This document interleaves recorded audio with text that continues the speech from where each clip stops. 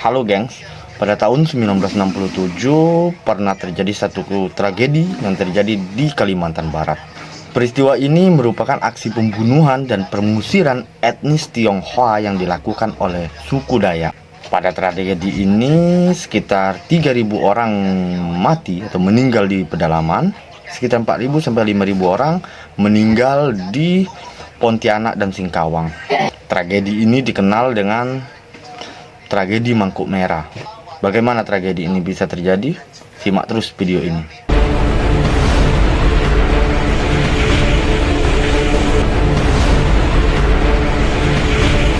Mengungkap peristiwa dari perspektif berbeda.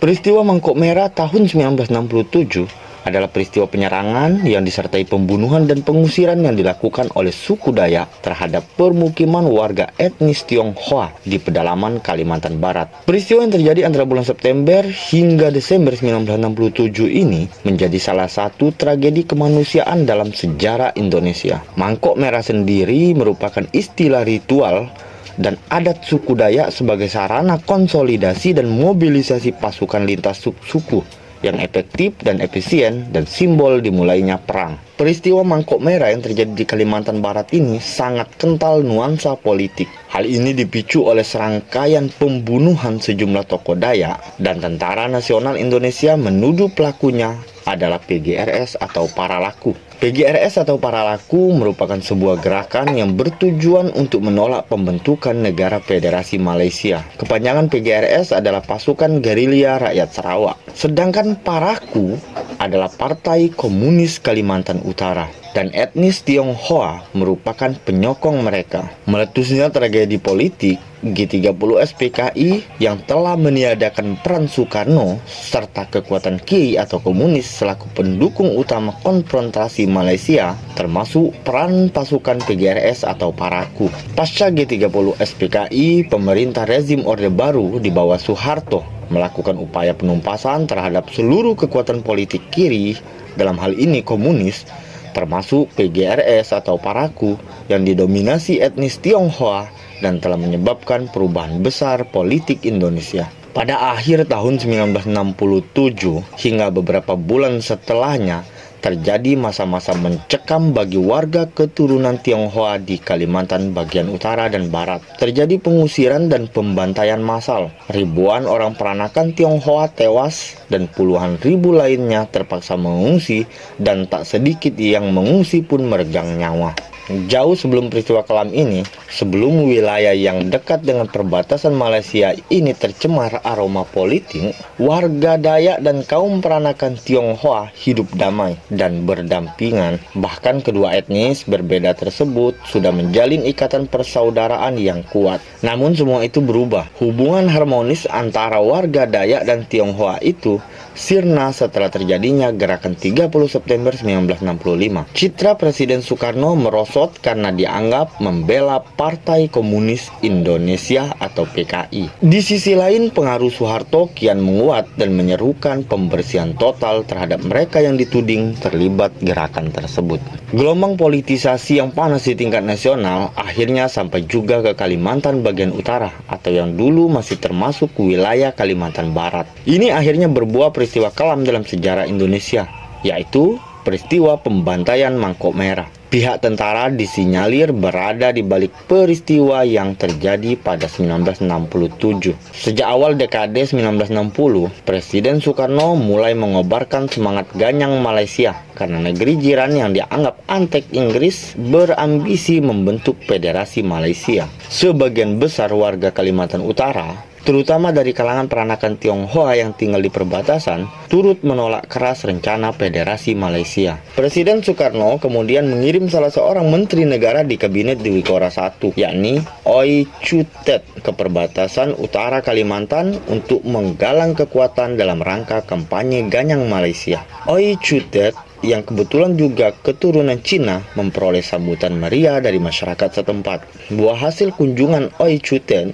maka dibentuklah Barisan Sukarela atas izin pemerintah pusat. Organisasi Barisan Sukarela banyak diminati warga. Pihak yang bergabung bukan saja warga Kalimantan Utara saja, melainkan pula para pemuda dari Singapura, Brunei Darussalam, bahkan dari Malaysia yang tidak setuju dengan rencana pembentukan Federasi Malaysia. Barisan Sukarela atau gerilyawan yang dibentuk antara lain pasukan rakyat Kalimantan Utara atau PARAKU yang dikombinasikan dengan pasukan gerilya rakyat Sarawak PGRS pada tahun 1964. Pasukan gabungan ini kemudian dikenal dengan sebutan PGRS PARAKU, yang anggotanya memang didominasi oleh orang-orang keturunan Tionghoa yang tinggal di negara-negara serumpun itu. Untuk persiapan menghadapi Malaysia, Angkatan Perang Indonesia mendirikan pangkalan militer utama di Kalimantan Barat. Wilayahnya antara lain Sambas, Bengkayang,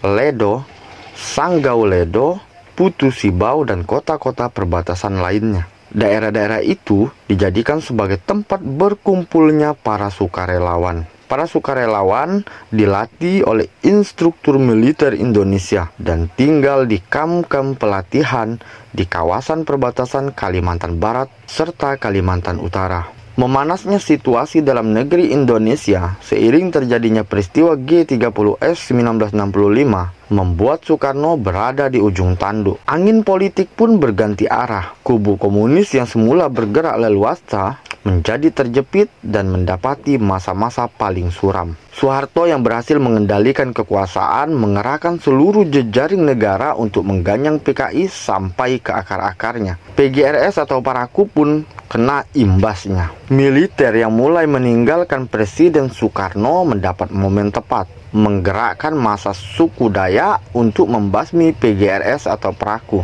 termasuk ribuan peranakan Tionghoa yang sebenarnya tidak terkait atau bahkan tidak tahu menahu atas persoalan ini. PGRS atau PARAKU yang sebelumnya dibentuk atas izin Soekarno menyasar militer Indonesia lantaran terus diburu dengan tudingan pro-komunis. Pertengahan Juli 1967, kaum gerilyawan menyerbu lapangan udara TNI AU di Singkawang dan Sanggau Ledo, Kalimantan Barat. Serangan tersebut menewaskan 4 orang anggota militer. Selain itu, 154 pucuk senjata dan amunisi TNI juga berhasil direbut. Namun upaya militer untuk membalas para gerilyawan mengalami kesulitan. Terbatasnya pihak militer setempat dalam persenjataan maupun jumlah personel memicu kendala serius. Pemerintah pusat yang kala itu berada dalam kendali Soeharto pun bereaksi. Ancaman PGRS atau PARAKU yang diduga berbaur dengan kelompok komunis dirasa sudah amat mengkhawatirkan, sehingga diputuskan segera pengiriman pasukan bantuan. Setidaknya ada 9 kesatuan militer yang diperbantukan untuk membasmi PGRS atau PARAKU dalam rangkaian operasi sapu bersih. Kondisi mulai mengarah pada ancaman konflik sarah. Para panglima dari kalangan orang Dayak direkrut dengan dalih PGRS atau PARAKU akan menguasai Kalimantan Barat. Disebutkan pula bahwa para pemuka Dayak diprovokasi dan ditanamkan pengertian bahwa PGRS atau PARAKU adalah komunis yang tidak beragama dan orang Dayak tidak bisa hidup bersama-sama dengan komunis. PGRS atau PARAKU disebut sebagai Cina Sarawak yang ingin memecah belah keamanan wilayah Indonesia. Melalui siaran radio Republik Indonesia atau RRI Pontianak pada 21 September 1967, Johannes Chrysostomus Upang Urai mengultimatum warga peranakan Cina untuk meninggalkan wilayahnya dan pindah ke kota kecamatan terdekat. Pada 11 Oktober 1967, diumumkan kepada seluruh kepala kampung agar menghadiri pertemuan besar dan bersiap-siap melakukan apa yang disebut dengan gerakan demonstrasi. Belum diketahui apakah imbauan tersebut benar-benar datang dari Urai atau bukan, atau pengumuman itu mencatut nama Upang Urai. Semua masih samar. Di luar persoalan intrik politik yang sangat mungkin terjadi kala itu, masyarakat Dayak di sana sudah tersulut. Tradisi mangkuk merah yang merupakan simbol dimulainya perang dalam tradisi Dayak pun disiapkan. Mangkuk merah dipakai untuk media persatuan suku Dayak bila merasa kedaulatannya dalam bahaya besar. Panglima suku biasanya mengeluarkan mangkuk merah yang berisi arang, daun juang, bulu ayam dan darah babi untuk diedarkan dari kampung ke kampung secara cepat.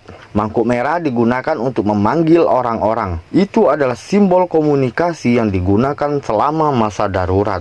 Ketika seorang membawanya dari satu suku ke suku lain, itu berarti datang dan bantu kami. Setelah itu terjadilah perburuan warga Tionghoa di Kalimantan bagian barat dan utara. Pasukan Dayak menyisir satu demi satu wilayah permukiman warga peranakan Tionghoa. Salah satunya pada akhir Oktober 1967 yang menyasar wilayah Anjungan, Mandor, dan Menjalin. Gerakan Mangkok Merah berubah menjadi sentimen rasial dengan mengidentikan etnis Tionghoa sebagai anggota PGRS atau Paraku. Masyarakat dari etnis Tionghoa tanpa pandang bulu menjadi korban dari gerakan demonstrasi.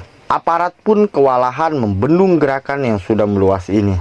Pada 14 November 1967, bergabung sejumlah suku Dayak lainnya dari pedalaman. Aksi kekerasan pun semakin besar. Mereka bertindak di luar kontrol, membunuh, bahkan dikabarkan juga memakan bagian tubuh korban-korban mereka. Sepanjang pekan-pekan berikutnya, terjadi serangkaian pembantaian massal yang banyak menelan korban jiwa. Kekerasan mencapai puncaknya pada November 1967. Para penyerang dengan senjata berburu mulai membunuhi orang-orang keturunan Tionghoa dan membakar harta bendanya. Toko-toko Cina dibakar dan mayat-mayat korban dibariskan di jalan.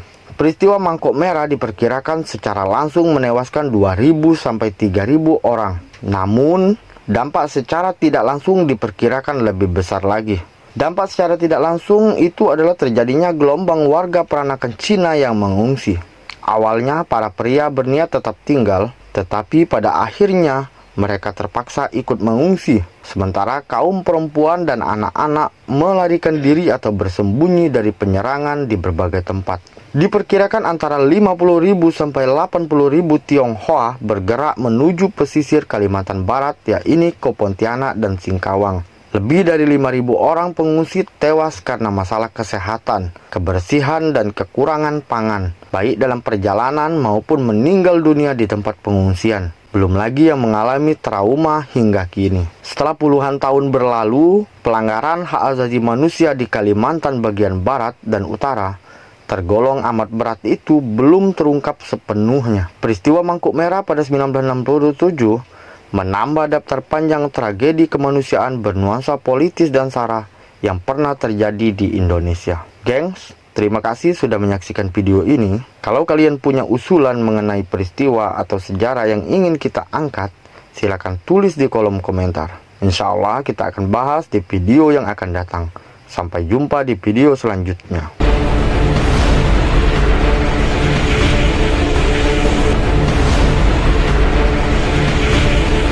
Mengungkap peristiwa dari perspektif berbeda.